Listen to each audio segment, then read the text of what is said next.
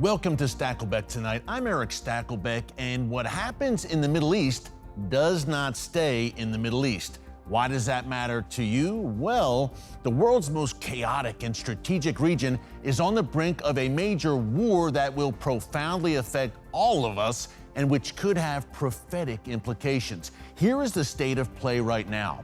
The Iranian regime is vowing revenge against Israel following last week's elimination of top Iranian General Mohammad Reza Zahedi. Now, Zahedi was a leading figure in Iran's elite Islamic Revolutionary Guards Corps and headed up Iran's terror operations in Syria and Lebanon. Folks, in many ways, he was the key point man in Iran and Hezbollah's jihad against Israel. That is, until he and 6 other top officials from the Revolutionary Guards were killed last week in an airstrike on the Iranian consulate in Damascus. It was a heavy blow to the Iranian regime, and Iran's supreme leader says it won't go unanswered. لعنت خدا بر رژیم غاصب صهیونی است.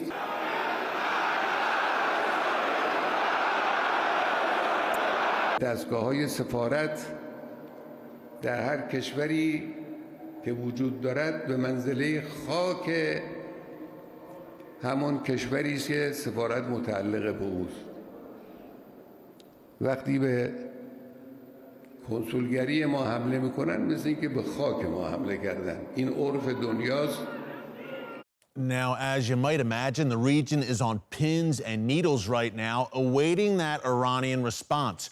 Will it be direct strikes on Israel from Iran, or will Iran act through its proxies like Hezbollah or through militias in Syria and Iraq? Will Iran strike at Israeli embassies or Jewish targets overseas?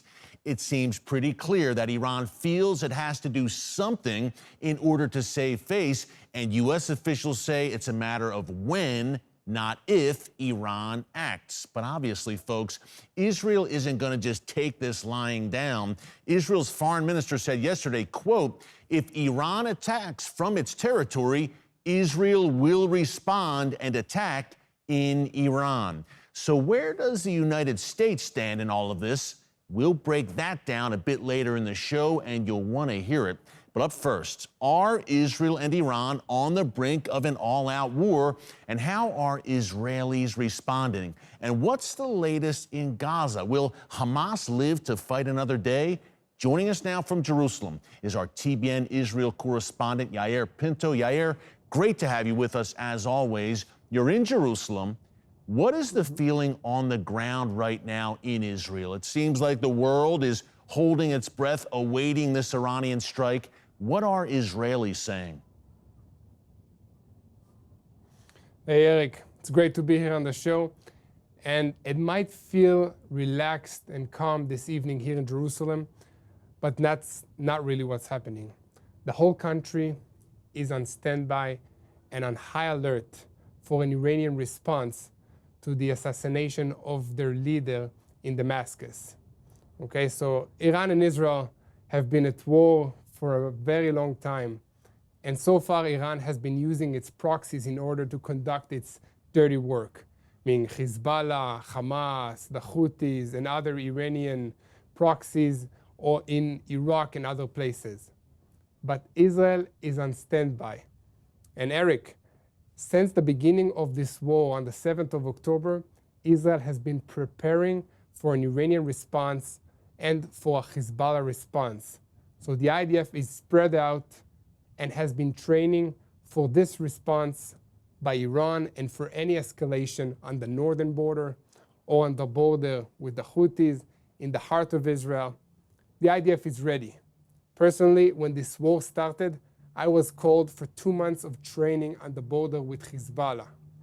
So the IDF is ready, the government is on standby, and in an international note, Israel and the United States are united 100% in our defense and the importance of Israel to remain in this Middle East, to remain strong, and the US, our greatest ally, will be with us in any case of an attack against Iran. That's the prayer. We'll talk about that a bit later in the show, Yair. And you make a great point. The IDF has really been preparing for this for years. I've been on live fire drills with the IDF on the Lebanon and Syria border going back years, so they are ready.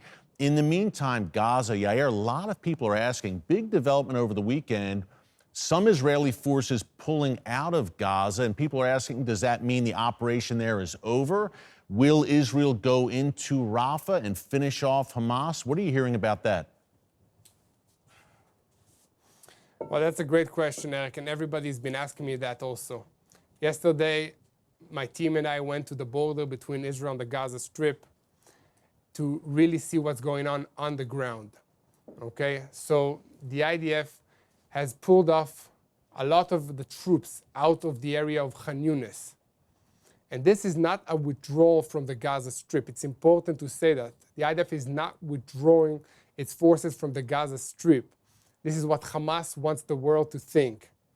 The IDF is taking the forces out of the Gaza Strip in order to regroup and prepare for the attack against Rafah. Rafah is the last stronghold of Hamas in the Gaza Strip, and the IDF needs to prepare for this operation.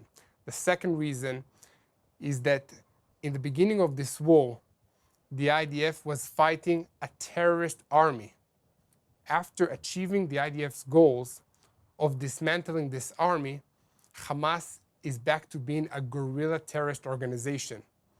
And there's a different strategic way of fighting a guerrilla organization, and it's different than fighting an army. You don't need as much troops on the ground.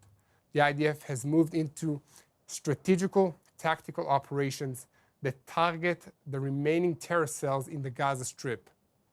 And for that reason, a lot of the IDF forces are back in Israel, preparing, planning for the offensive against the last bastion of the terrorist organization Hamas in Rafah.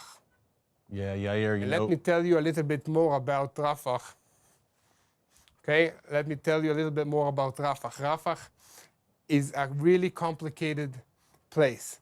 All of the leadership of Hamas that still remain evacuated together with the civilian population from the northern part of the Gaza Strip and are hiding in Rafah together with 1.3 million Palestinian civilians. Okay, and as we learned, Hamas is using the civilians as human shields, as well as the Israeli hostages that are somewhere being kept in Rafah. The world is making this operation very hard to conduct by Israel because they fear about the civilian population. They don't want to have a crisis with the civilian population, either escaping into Egypt or being without any food and supply. So this is what Israel is dealing with at the moment. And there is no dilemma about conducting an operation in Rafah against Hamas. The dilemma is, how do we conduct it with the minimum amount of harm to the civilian population? Yeah, and Yair, great insights, my friend. We will have you back very soon to break this down more, that coming offensive in Rafah. Yair Pinto, our TBN Israel correspondent from Jerusalem. Thanks so much, my friend.